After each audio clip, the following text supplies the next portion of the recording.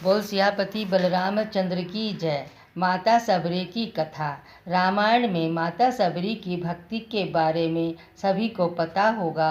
बात भगवान राम के जन्म से पहले की है, जब भील आदिवासी कबीले के मुखिया अज के घर बेटी पैदा हुई थी। उसका एक नाम सरमणा और दूसरा नाम सबरी रखा गया। सबरी की माँ इंदुमती उसे खूब प्यार करती थी।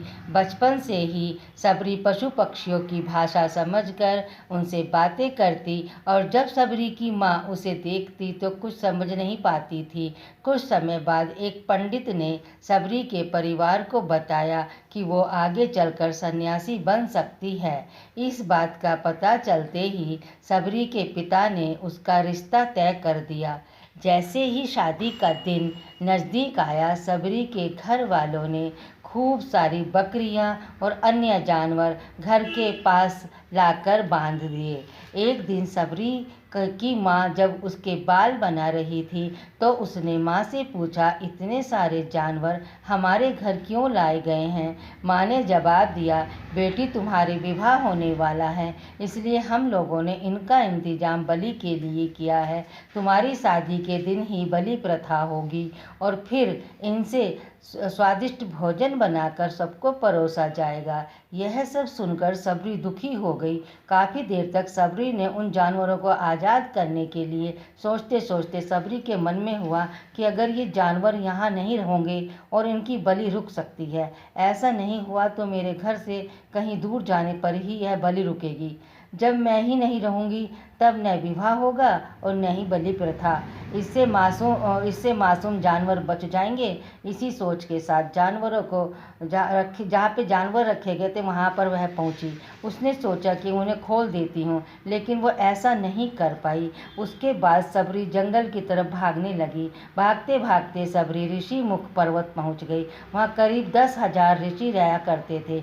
सबरी को लगा कि वो भी इसी जंगल में किसी तरह ऋषि मुनियों की सेवा करके अपना जीवन जी लेगी। वो बहुत छोटी उम्र की थी। वो चुपचाप उसी जंगल में एक हिस्से में किसी तरह से रहने लगी। सबरी रोजाना ऋषि मुनियों की झोपड़ी के आगे झाड़ू लगाती और हवन के लिए लकड़ियाँ भी लाकर रख देती।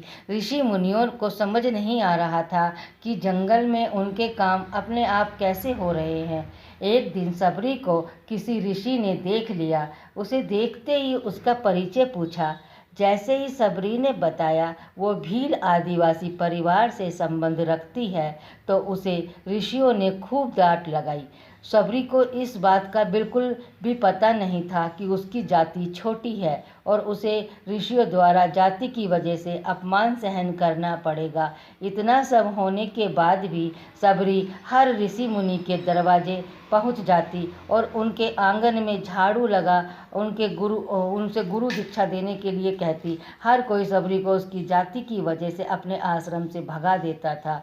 ऐसा होते होते काफ़ी समय बीत गया। उसके बाद सबरी मतंग ऋषि की कुटिया में पहुंची। वहां पहुंचकर मतंग ऋषि को सबरी ने बताया और उनसे गुरु दीक्षा लेना चाहती है। उन्होंने खुशी खुशी उसे अपने गुरुकुल रहने दिया और भगवान से जुड़ जाने का ज्ञान दिया। सबरी ने गुरु मतंग ऋषि की सेवा करने में कोई कसर नहीं छोड़ी। वो गुरुकुल के सारे काम करती थी। सबरी से खुश होकर मतंग ऋषि ने उसे बेटी मान लिया था। समय के साथ मतंग ऋषि का शरीर बूढ़ा हो गया और उन्होंने एक दिन सबरी को अपने पास बुलाकर कहा, बेटी मैं अपना देह त्यागना चाह रहा हूँ।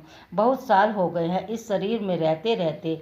सबरी ने दुखी मन से कहा, आपके ही सहारे मैं इस जंगल में रह पाई हूँ।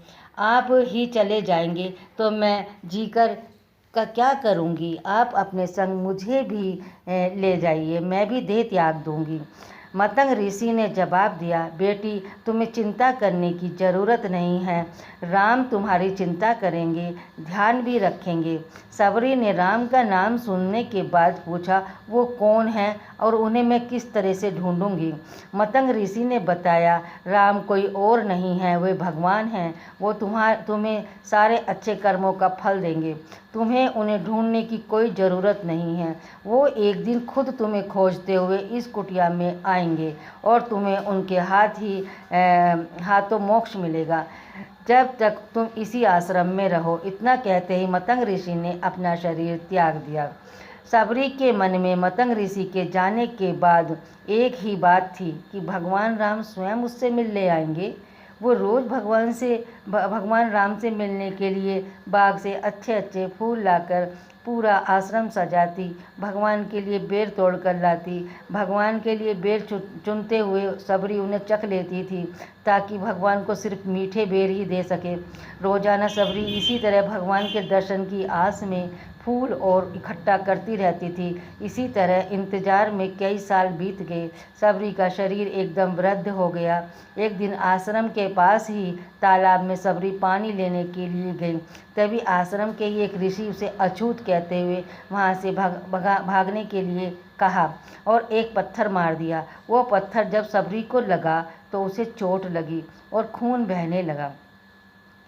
बहते हुए खून की एक बूंद उसी तालाब के पानी में गिर गई। तभी पूरा तालाब का पानी खून में बदल गया। ये सब होता देखकर ऋषि ने सबरी को ही डांटा। कहा कि पापी, तुम्हारी वजह से पूरा पानी खराब हो गया। रोज ऋषि उस पानी को साफ करने के लिए अपने कई तरह की विद्याओं का इस्तेमाल करते। कई सारे जतन करने के बाद भी कुछ नहीं हुआ। फिर उन्होंने गंगा जैसी कई पवित्र नदियों का जल भी उस तालाब में डाला, फिर भी तालाब का पानी साफ नहीं हो पाया और वो खून जैसा ही लाल रहा। कई सालों तक तालाब के पानी को साफ करने की कोशिश के बाद भी कुछ काम नहीं आया तो ऋषि ने थक कर सब कुछ छोड़ दिया। इस घटना के कई सालों के बाद भगवान राम अपनी पत्नी माता सीता के हरण के बाद उन्हें ढूंढते हुए उसी तालाब के पास पहुँचे। ऋषि मुनियों ने उन्हें पहचान लिया। भगवान को वहाँ देखकर ऋषियों ने तालाब का पानी साफ करने के लिए भगवान को अपने पैर उसमें डालने के लिए कहा, लेकिन वह पानी जैसे का तैसा ही था। ऋषि मुनियों ने भगवान से भी कई अन्य जतन करवाए, लेकिन वो पानी जस का तस खून जैसा ही रहा। तब भगवान ने ऋषियों से पानी के रक्त में बदलने की कहानी पूछी।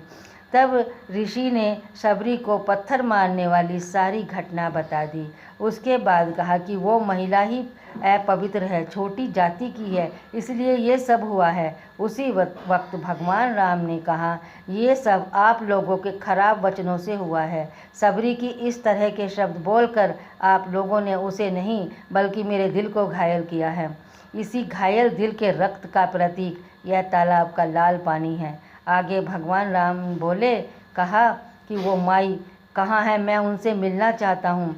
तब तक सबरी उसी तालाब के पास पहुँच जाती है। इस दौरान सबरी के पैर को ठोकर लगती है और कुछ धूल उस तालाब में गिर जाती है। तभी सारा पानी साफ हो जाता है। भगवान सबसे कहते हैं कि देखिए, आप लोगों ने क्या कुछ नहीं कहा इसको, लेकिन पानी साफ, क्या कुछ नहीं जतन किया, लेकिन पानी साफ नहीं हुआ।